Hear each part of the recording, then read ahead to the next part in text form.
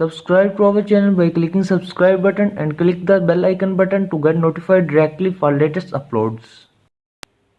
اسلام writer کے معزز سامعین السلام علیکم۔ امام علی علیہ السلام کی خدمت میں ایک شخص آیا اور عرض کرنے لگا، یا علی، میں نے اللہ کے نبی سے سنا ہے کہ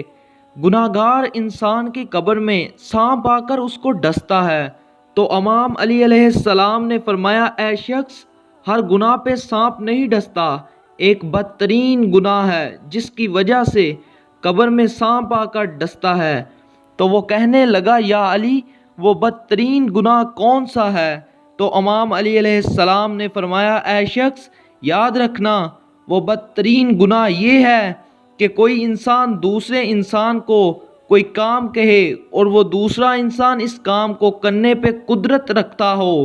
لیکن پھر بھی وہ انجام نہ دے، تو اللہ اپنے فرشتوں کو کہہ دیتا ہے کہ اس کی قبر میں شجاع نام کا سانپ چھوڑنا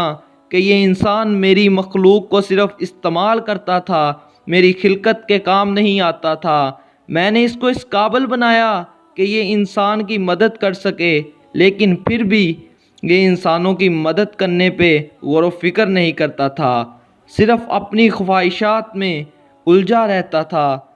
یاد رکھنا، اس دنیا میں بدترین گناہ میں سے ایک گناہ یہ بھی ہے کہ انسان کے پاس اتنی طاقت بھی ہو کہ وہ دوسروں کی مدد کر سکتا ہو لیکن وہ پھر بھی کسی کی مدد نہ کرے، کسی کا سوال پورا نہ کرے۔ تو یہی وہ انسان ہے جس کی قبر میں سانپ چھوڑے جائیں گے اور وہ چیخ چیخ کر کہے گا، اے میرے اللہ، مجھے ایک بار پھر موقع دیا جائے تاکہ میں زندگی میں تیری خلقت کی مدد کر سکوں، تیری مخلوق کے کام آ سکوں۔ لیکن افسوس، یہ موقع اسے پھر کبھی نہیں ملے گا